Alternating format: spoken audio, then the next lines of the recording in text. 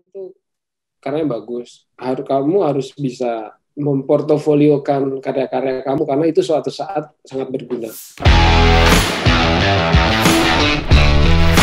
Bahkan waktu kuliah arsitek aku sempat ngajar musik juga dulu. Jadi karena hobi musik itu adalah apa ya? Aku rasa passion ya, sampai sekarang kadang main musik juga. Masih iseng lah, cuman nggak kayak dulu. Itu sampai aku belajar musik sampai ke Jakarta waktu itu, ke Gilang Ramadan, kalau Mas tahu itu guru private aku lah waktu itu di sana, belajar banyak musik. Nah waktu kuliah akhirnya sambil ngajar musik. Nah di suatu titik aku menemukan fase di mana ini kuliah nanti habis ini mau ngapain ya, kayak gitu. Karena kan balik lagi arsitek aku jago dalam tanda kutip ya, aku jago lah ngedesain gitu, nilainya bagus kalau untuk STAR gitu ya, studi arsitektur seringnya dapat A gitu. Coba habis ini mau ngapain ya gitu. Nah pernah ketemu ada satu seminar di Atmajaya, bukan seminar sih, kayak biasa kan ada tulisan tuh di papan pengumuman gitu, ada perkumpulan entrepreneurship gitu, perkumpulan entrepreneur. Jadi kayaknya seru nih ikut di bagian komunitas tersebut. Nah aku akhirnya cari itu orang yang menempelin itu, kebetulan masih ada di sekitar situ. Aku ngobrol-ngobrol, aku beraniin aja ngobrol gitu, karena salah satu aku gini mikirnya, gue mau nyoba atau enggak. Kalau gue mau nyoba, kemungkinan besar gue akan mendapatkan sesuatu yang baru. Kalau enggak, ya gue mungkin nggak akan pernah maju. Jadi sesimpel itu sih jalan pikiran gue. Akhirnya aku ketemu itu orang, terus ikut acaranya, dikenalin sama senior-seniornya waktu itu di sana. Itu bukan komunitas Atmajaya sama sekali, itu di luar Atmajaya. Bahkan langsung waktu itu ketemu direkturnya atau siapa ya, saya lupa banget. Nah, saya tuh kayak orang asing bro di situ. Beneran, komunitas itu udah kayak komunitas, misalnya komunitas render yang udah pada jago-jago gitu ya. Itu kayak kelas, semua saling bertukar ide, pikiran. Gue kayak orang, ini apaan sih anak pengusahaan gitu, datang tiba-tiba pengen tahu gitu loh. Terus malah gue alhamdulillah diajak masuk ke ruangan utamanya si direkturnya itu. Kenal, lu siapa, lu ngapain sih kesini gitu. Ya gue cuman gue tuh pengen tahu aja bikin usaha tuh gimana. Gue bilang gitu. Dia pengen tahu caranya entrepreneur tuh gimana sih, itu bentuknya seperti apa gitu.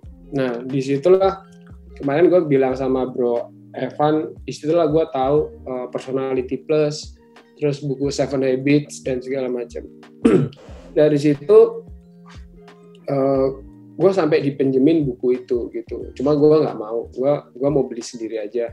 Karena takutnya habis ini nggak pernah ketemu lagi, atau gue nggak komit, buku malah hilang gitu. Nah akhirnya cuma gue beli tuh buku itu. Pertama Personality Plus. Nah Personality Plus itu kan banyak bahasa tentang kepribadian gitu ya. Bahkan buat kita tahu diri kita itu, mengukur karakter kita tuh seperti apa gitu. Dan buat menilai orang itu secara subjektif lah gitu ya. Ternyata yang kita rasa orang itu tuh kok lu salah sih, ternyata enggak juga. Memang karakternya seperti itu. Nah itu kurang lebih seperti itu ya bukunya. Terus ada Seven Habits bla bla bla. Nah tadi balik lagi aku ngomongin mentor. Gua tuh nggak punya mentor. Waktu kuliah sama sekali nggak punya apa ya, kayak kita punya grup-grupan gitu. Ya tugas kelompok grup ada, tapi nggak punya kayak, kan ada teman-teman yang banyak dari luar pendatang ya, datang ke Jogja, mereka satu kos, itu berjuangnya bareng-barengan di situ kumpul. Nah kebetulan aku tuh orang Jogja, jadi punya rumah, ya pulang ke rumah gitu. Nah makanya kalau di kampus tuh kayak nggak punya komunitas yang solid gitu loh, anak-anak arsitek. Justru aku bacanya tuh buku. Aku pikir ya udahlah, arsitektur as a product lah gitu. Selama aku kuliah nilainya bagus, ya udahlah cukup. Aku sih mikirnya waktu itu. Nah ternyata berjalannya waktu, ya udahlah akhirnya kuliah terus lulus gitu ya, dapat nilainya A gitu. Waktu mulailah waktu itu aku bingung. Nah waktu itu mulai aku bingung, gue mau ngapain ya ini ya kuliah gitu. Habis kuliah gue mau kerja sebagai apa, arsitek atau apa ini. Karena aku nggak ada kepikiran juga untuk kerja di dunia arsitektur. Aku tuh nggak ada ya sorry maksudnya kayak waktu zaman aku dulu sekolah tahu Andra Matin tuh nggak ngerti.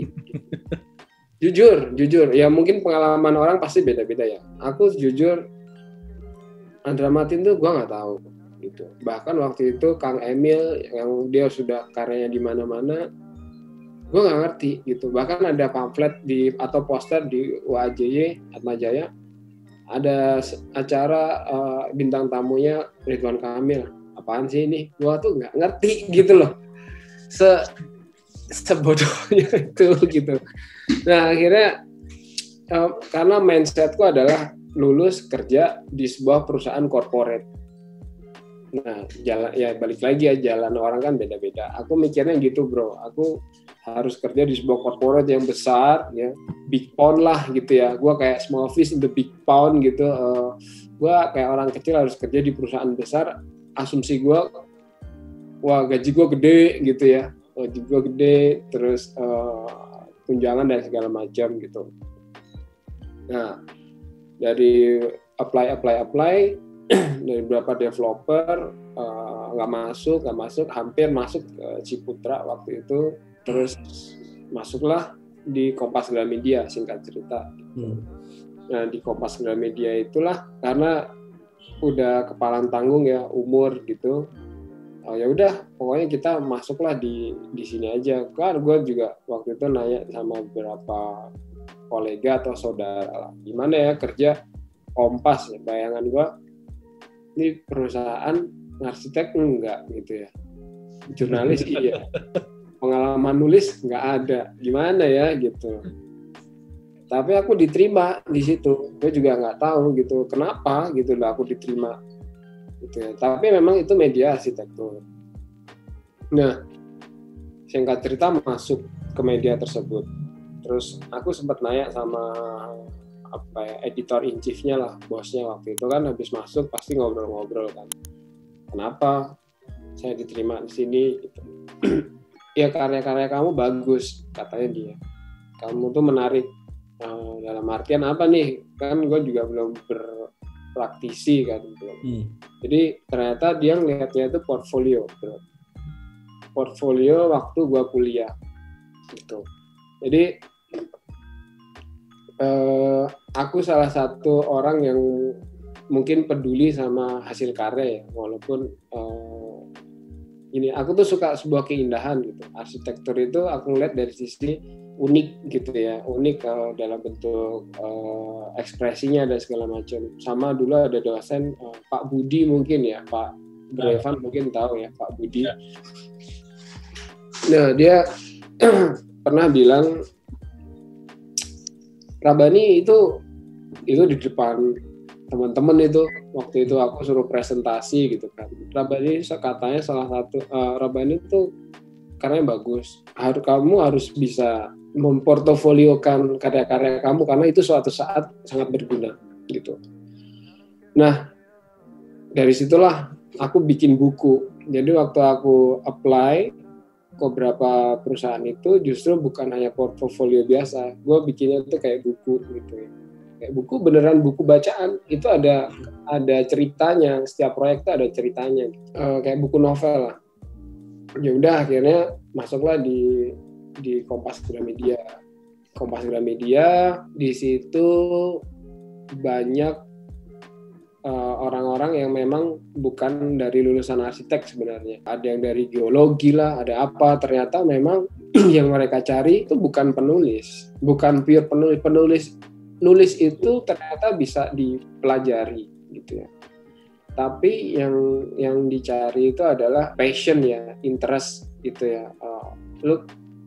Lu tuh kerja mau ngapain sih gitu. Kalau dulu waktu aku kerja di Kompas itu sebenarnya aku pengen belajar mengenai dunia arsitektur melalui jurnalis gitu ya, melalui jurnalistik gitu.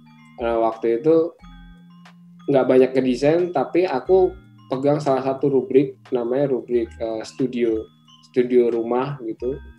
Di situ mulai enjoy lagi nih, karena banyak para pembaca yang pengen konsultasi desain tuh lewat aku gitu. Nah itu kita bikin desainnya, terus kita publish di media, di dalam satu rubrik majalah itu ada bentuk rumahnya gitu yang udah kita desain gitu, terus ada foto gue gitu. Itu udah kayak seorang expert gitu.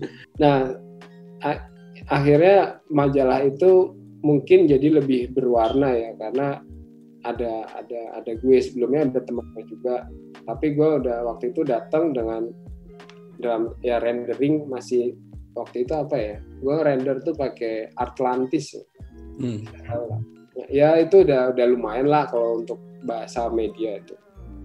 Nah jadi aku ditaruh di posisi itu gitu, di job desk itu.